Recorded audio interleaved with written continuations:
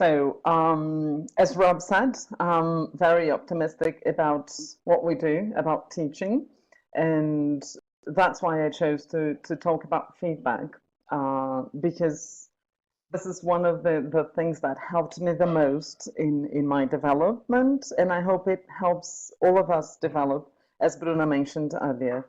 Um, a while ago, some people I work with mentioned or brought to me and to a training we were holding an article entitled Feedback as a Gift. And I like metaphors a lot, and I hope you really like metaphors as well, because that's not only the title, but it's going to follow me throughout the whole presentation, the whole 10 minutes, a metaphor of feedback as a real gift, something I wrap and give someone else, or I get as a present here. In EOT, this is key to our development and key to our attitude. So the first thing we have to do if we intend to give someone a gift is find the right gift. And to do so, we have to think about the teacher or the EOT professional we are giving a gift to. If I choose something that I enjoy myself or I think might be relevant to my own professional development, this might not meet the teacher's needs or wants. More the needs somehow, but if I don't think of the person I'm actually presenting this gift, this is not going to work. So to find the right gift, listen to the person you want to give a present to. Understand their needs, understand their wants, understand their context, and go ahead. This might be easier because it varies from person to person. We've been talking a lot about diversity. The second thing you have to do is wrap it up.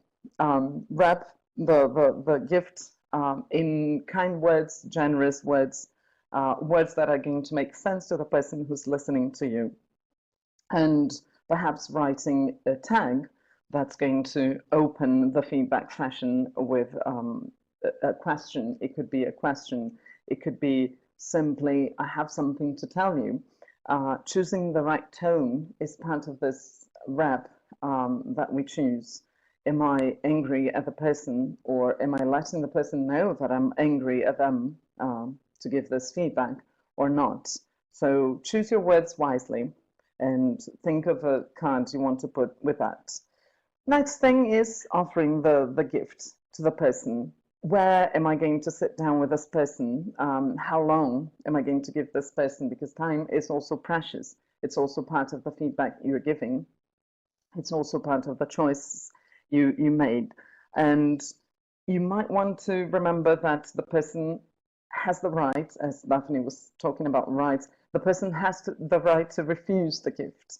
It might not make sense to the person, or the person might not want that gift at that moment, okay? For the person who's receiving the gift, Bruna mentioned we have to be open to feedback. So the first thing we have to do is to be brave enough to unpack what we were given, open up, ask the questions we want to ask about the gift, why we are being given that feedback, why people are talking about our lessons that way, right?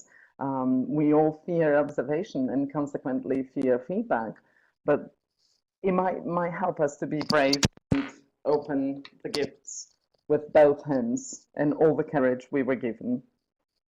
Then if the person unpacks that and it comes as a surprise, hold your reactions perhaps and just thank the person giving you the present, because the person who actually took the time to give you something actually cares.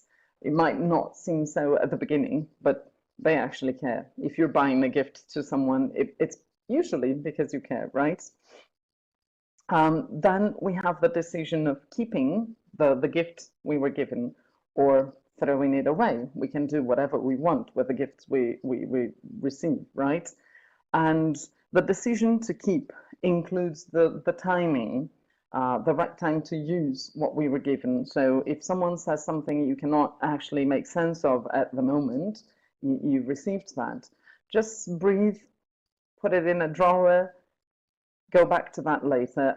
What I usually do is take notes on what to do with the feedback, because if it doesn't make sense at the moment, it might make some sense in the future.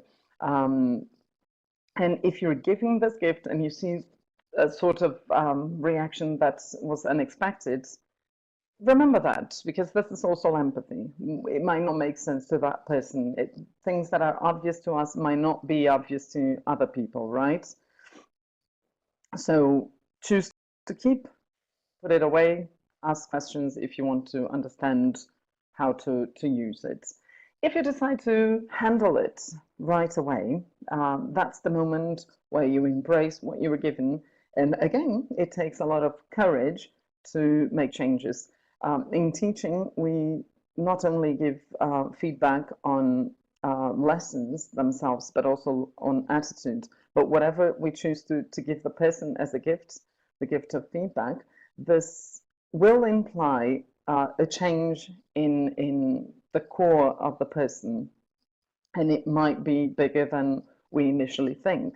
So careful with the process there. And if you were the one who gave this feedback, stick around, offer help, offer support.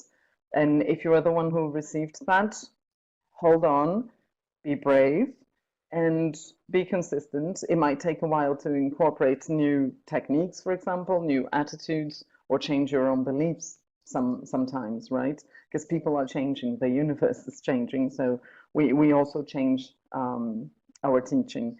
And listen to each other, right? The person who's giving, the person who's receiving. We both need to listen to what we are doing and handling the content of the gift there. For both people, understanding is key.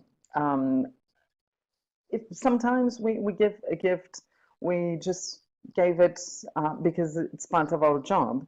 This is not the right gift, because it might be, or it might be a gift that comes from a simple gossip or something you've heard of, and this won't be easy to explain, right? So when choosing the gift, going to the beginning, choose something you own, and when receiving it, make sure you also own the gifts you were given. That means asking the questions to better understand what you were opening there. You want to actually see the gift as something useful throughout your career. So do ask the questions. And if a person is aggressive to you or doesn't get the questions well, you simply breathe and say, I'm trying to get the gift I'm trying to use. Because understanding goes both ways, empathy goes both ways, right?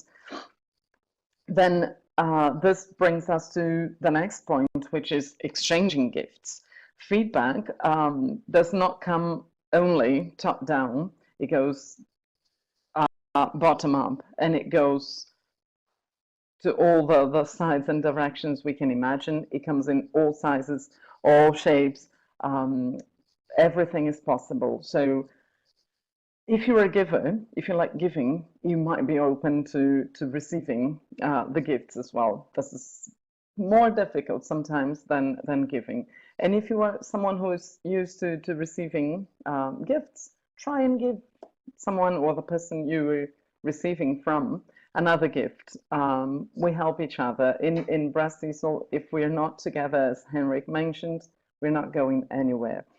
And finally, if you are in an environment where feedback is not the routine, ask for the gifts. You know those people who say, my birthday is coming up, please choose your gifts wisely? That's the thing you have to do with your professional development as well. Stop and say, listen, I'm new at this, or listen, I've been here for a while, I have no idea what I'm doing, or it's become second nature, I need to develop. Can you please bring the gifts?